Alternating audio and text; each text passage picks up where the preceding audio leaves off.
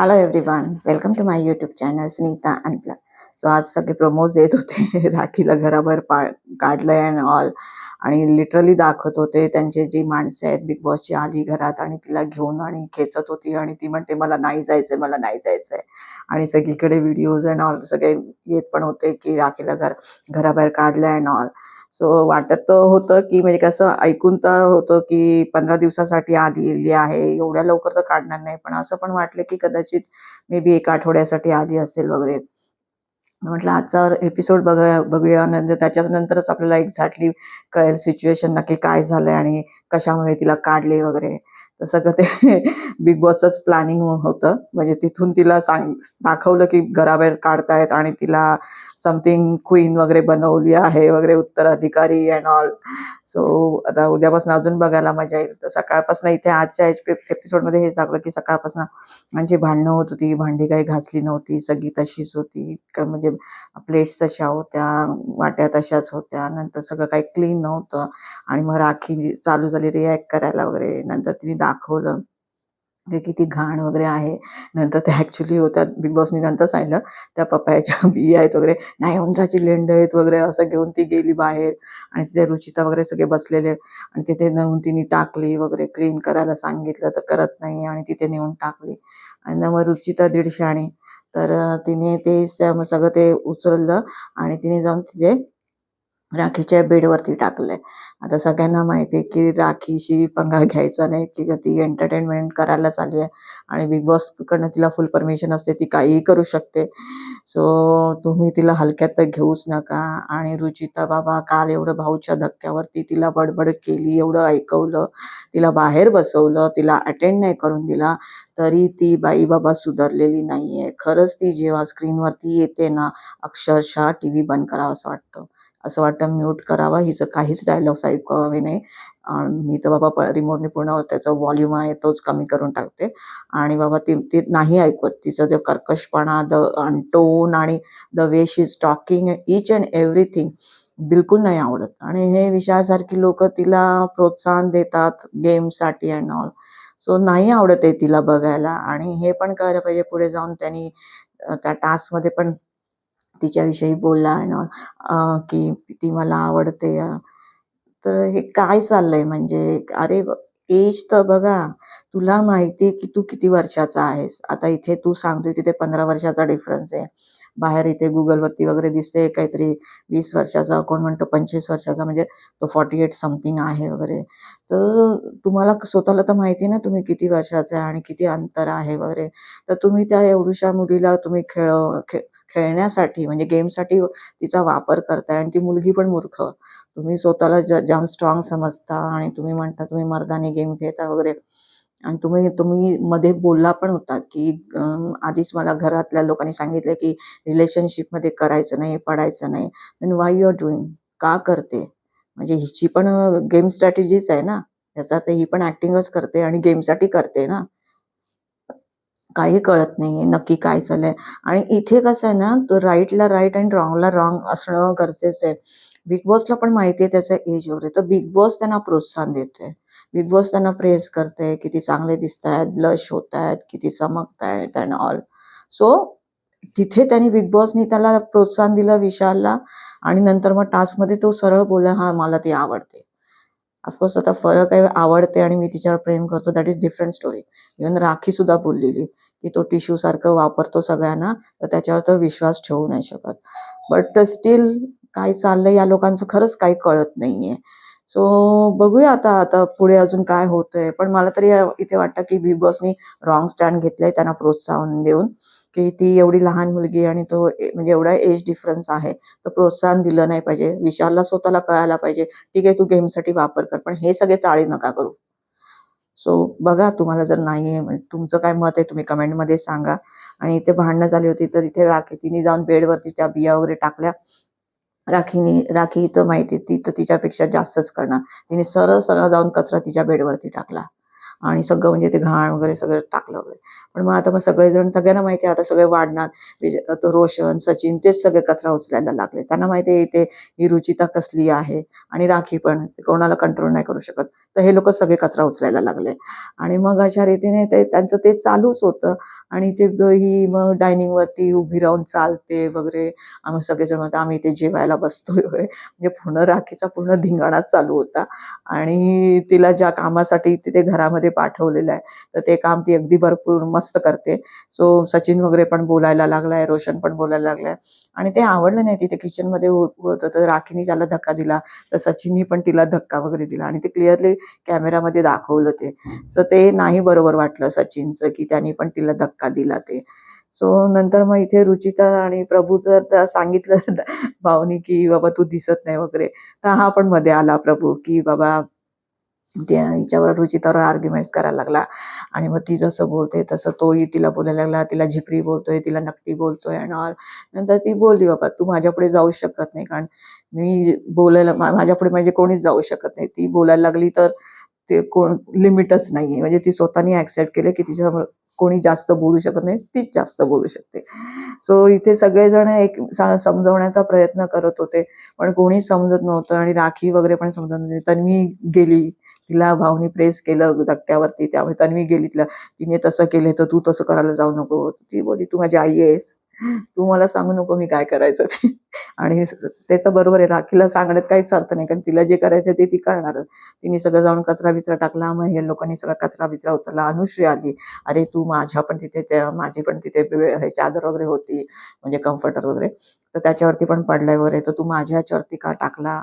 तर ते राखीचं तेच होतं, की तिने माझ्या इथे टाकला म्हणून मी तिच्या इथे टाकला. नंतर मग ते अनुश्री तन्वीला बोलत होती, की मी तुम्हाला असं वाटतं, की मी टोळीमध्येच आहे, पण तुमच्या बाजूनी नाहीये. तर तिथे भाऊ पण बोलले, की हा तुझा गेम प्लॅन असू शकतो वगैरे. तर तसं नाहीये. मला पण ते लोकं आवडत नाहीये. मला पण तुमच्याकडेच यायचंय. पण मी टाईम बघते बाबा, कुठे त्यांना मी टार्गेट करू शकते. तर कॅप्टन्सीच्या वेळी मला मिळाला असता तो चान्स, पण तुम्ही लोकांनी ते काही कॅप्टन्सी होऊन नाही दिली, तर तोही मला चान्स नाही मिळाला. सो काय आता तिचा अनुश्रीचा गेम खरंच कळत नाहीये. खरंच ती बोलते आहे, की प्लॅनिंग, प्लॉटिंग करते आहे. पण व्हॉटेव्हर इट इज, ॲटलीस्ट ती बरी दिसते. कंपेअर टू रुचिता ना, खरंच ती बरी दिसते. आणि असाच ती जर व्यवस्थित गेम खेळत राहिली, इथे कसं आहे ना, मेन तेच आहे, तुम्ही गेम खेळा, आर्ग्युमेंट्स करा. मी तर म्हणेन भांडणंही करा. पण तुम्ही ना थोडं रिस्पेक्ट ठेवा. बिलो द बेल्ट जाऊ नका. तुम्ही कर्कश नका हो, जशी रुचिता होते. बिलकुल ती मुलगी 0.1% पण आवडत नाहीये. एवढी ती कर्कश आहे. आणि मग तिला काढायची सगळेजण म्हणतात, म्हणजे कमेंट्समध्ये सगळीकडे चालूच असतं, तिला काढा, तिला काढा. तर मला नाही वाटत, की बिग बॉस एवढ्या लवकर तिला काढतील. कारण बिग बॉसला तर हेच सगळं हवं असतं.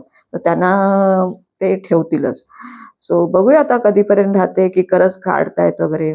आणि ते काल इथे आयुषला आणि करणला काढलेलंच आहे. तर ते तर सगळ्यांनाच माहिती आहे. करण त्याचं तेच चालू होतं, गेम, गेम, गेम, अनालिसिस करतोय, अनालिसिस करतोय. बाहेर येऊन पण तन्वीविषयी बोलतोय अँड ऑल. कळलं नाही. तर ती पण तन्वी तर गेमच खेळायला आली ना. बाबा तू पण गेम खेळायचा होता ना. तू गेम न खेळता अनालिसिस करत बसला. कधी तू तुझे कार्ड बाहेर काढणार होता देवाला माहिती. आता तो तूच बाहेर गेला. मग कधी कार्ड काढणार? मग ते कार्डचं काय झालं? फ्रँकली स्पीकिंग कार्डचं झालं काय? तर हे सगळा मूर्खपणा आहे करणचा. आणि दुसरं आयुषचं पण तिथे घरामध्ये दाखवत होता किती आजारी आहे, चालता येत नाही. आणि बाहेर तो सर्रासपणे इंटरव्ह्यूज देतोय. म्हणजे तो तेवढा आजारी वाटत नाहीये, जेवढा तो घरामध्ये वाटत होता. काही कळत नाही कोणाचं किती खरं किती खोटं.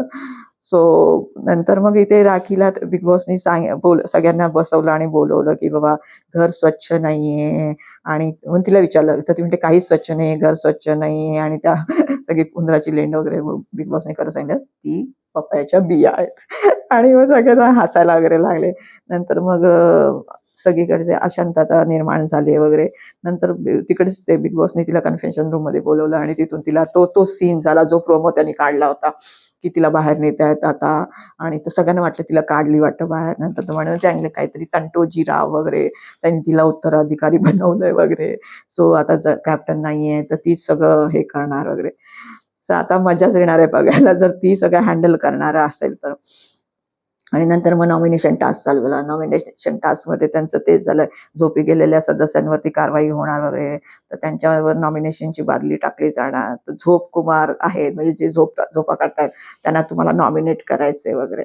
आणि मग इथे प्रत्येकाने चालू झालं. मग अनुश्री आहे, तिने प्राजक्ताला केलं. आणि ते सांगितलं की ही दिसतच नाही, काही बोलतच नाहीये, वरतीच जाऊन बसलेली असते वगैरे. आणि मग प्राजक्ता म्हणते की मला नाही अपशब्द वापरायचे, मग माझा हा असाच गेम आहे, मी अशीच आहे. नंतर सचिन वगैरे बोलले की काही खेळामध्ये दिसत नाही, गेममध्ये काहीच करत नाही वगैरे. तर मग प्रत्येक जण असंच मोस्ट ऑफ लोकांनी सचिनला वगैरे केलेलं आहे. तर सचिनबद्दल सगळ्यांचंच आहे. तर ते खरंच आहे, सचिन तर गेम खेळताना दिसतच नाही. आधी या लोकांबरोबरच बसलेला असायचा प्राजक्ता आणि करण बरोबर, आणि आता पण आता राखी आली तर थोडाफार तो दिसतोय. पण त्याचं कसं बाहेर सपोर्ट त्याला भरपूर आहे फॅन्सचा. सो दॅट्स वाय त्याला तिकडे वोटिंग मिळते. आणि नंतर मग दीपाली आली. दीपाली आणि रुचिता, तिने रुचिताला केलं आणि सचिनला केलं. दीपालीचं पण एक चुकलं की ते एक दाखवलेलं की रुचिताला ती समजायला गेलेली, की बाबा तू एवढी स्ट्रॉंग वगैरे आहेस आणि त्यात तू असे वागू नकोस, अपशब्द वापरू नको, रिस्पेक्ट कर वगैरे. आय रिअली डोंट अंडरस्टँड की ती तुमचं एवढं डिसरिस्पेक्ट करते, तुम्हाला हडतूड करते, आतू करते, आणि का अशा लोकांना तुम्हाला समजावायला जायचंय? तुम्हाला का दाखवायचंय की मी किती चांगलं आहे? भाई, एवढा डिसरिस्पेक्ट केल्यानंतर, एवढं केल्यानंतर, आणि भाऊच्या धक्क्यावरती पण तिला एवढं बोलल्यानंतर तिला का समजायचंय? दीपाली, मला नाही आवडलं ते. आय डोंट नो की तू हे गेमसाठी करते की कसं खरंच तुझी रिअल पर्सनॅलिटी आहे की तू फार एवढी चांगली आहेस. तर मला नाही वाटत की एवढं चांगलं असू शकतं की तुम्हाला एवढं बोलल्यानंतरही तुम्ही त्या माणसाला समजावायला जाता. आणि मग तिने बघ किती दीडशाणपणे केली. तिने टास्कमध्ये तेच बोलली की तू एकीकडनं मला इथे नॉमिनेट करते आणि आता थोड्या वेळापूर्वी मला बोललीस की तू स्ट्रॉंग आहेस, तर मी स्ट्रॉंग आहे तर तू मला नॉमिनेट का करतेस? बरोबर आहे मग. मग हे असे लोक आहेत, हे बघत नाहीयेत, त्यांचं वयाचा मान राखत नाहीये, कशाचाच मान ती मुलगी ठेवत नाहीये. तर असल्या मुलीला तुम्हाला का समजावायला जायचंय? तर इथे दीपालीचा खरंच मूर्खपणा आहे असं बोलेन.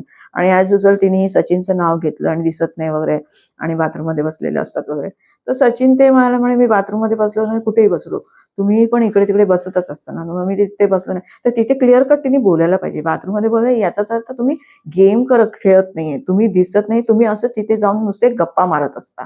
तुमची नाही प्लॅनिंग असतं, ना स्ट्रॅटेजी असते, ना नथिंग काय असतं, ना इन्व्हॉल्वमेंट असतं, ना काही कुठले काही मुद्दे झाले तर त्याच्यावरती स्टँड असतो. सो शी शुड लाईक, म्हणजे तिने असं बोलायला पाहिजे होतं की ती बोलतच नाही. म्हणजे तिने पॉइंट तो मांडला व्यवस्थित, पण तो तिला व्यवस्थित एक्सप्लेन नाही करता आला. नंतर सागरने दीपालीला केलं आणि राकेशला केलं. सागर तर बाबा मूर्खच आहे. मला नाही म्हणजे त्याचं जे तो जो त्याचा गेम म्हणजे as an actor he is brilliant. तो फारच छान आहे आणि आवडायचा तो. पण गेमच्या हिशोबाने तो नाही आवडत आहे. तो आता त्यांनी दीपालीला का केलं तर ती काय मुद्दे नाही असं बोलते आणि उगीच टार्गेट करते आणि काही बोलते, म्हणजे रुचिताचा. अरे भाई, ती रुचिता काय करते ते तुम्हाला दिसत नाही, आणि तिच्या अगेन्स्टमध्ये ती काय बोलते ते तुम्हाला दिसतंय. आणि ॲज युजल राकेशचं तर ते पण इथे सांगितलेलं आहे की तुम्हाला झोप कुमार, जे झोपलेले आहेत त्यांना टार्गेट करायचं, त्यांना नॉमिनेट करायचं, आणि हा या दोघांना करतोय. तर तेही काही पटलं नाही. नंतर विशालला बोलवलं, तर विशालने मग प्रभूचं नाव घेतलं आणि दीपालीचं नाव घेतलं. तर ते प्रभूचं तो त्या प्रभूच्या मागेच लागलाय. त्यांना मे बी असं वाटत असेल की मागच्या वेळेस जसं याही लोकांनी सूरजला जिंकवलं, तर यावेळी प्रभूला जिंकवतात की काय सिंपती कार्ड प्ले करून, आणि त्यामुळे तो त्याच्याच मागे लागलाय. त्याला उलट-सुलट बोलत असतो, घालून पाडून बोलत असतो, तरी प्रभूला मानलं पाहिजे. तो प्रत्येक वेळी व्यवस्थित स्टँड घेत असतो आणि व्यवस्थित त्याला लॉजिकल उत्तरं देत असतो. आता काल पण त्यांनी नॉमिनेशनच्या वेळी पण त्यांनी व्यवस्थित अगदी तो बोलत होता, माझ्या अंड्यावरती तुम्ही बोलायचं नाही, माझ्या अंड्यावरती तुम्ही यायचं नाही, तुम्ही नाही देत, मला बिग बॉस देतो वगैरे. ऑफकोर्स त्याचा हेल्थ इश्यू आहे, तो खातोय पितो, ते तर काढलंच नाही पाहिजे. आणि मग त्याच्या वरती पण मध्ये गेलेला, त्याच्या आवाजावरती पण मध्ये गेलेला. सो विशालचं हे नाही आवडत आहे, आणि एवढं ते करतोय तो प्रभू बरोबर ना, ते नाही पटत आहे. तर त्यांनी प्रभूचं नाव घेतलं आणि दीपालीचं, तो त्यांनी वेड्यासारखा पॉईंट काढला. बाहेर जे अशा कलरच्या सेल्स गर्ल्स असतात तर तो पॉईंट काढायला नव्हता पाहिजे होता. म्हणे ती तेच धरून बसले वगैरे, तर मला त्या उद्देशाने बोलायचं नव्हतं वगैरे.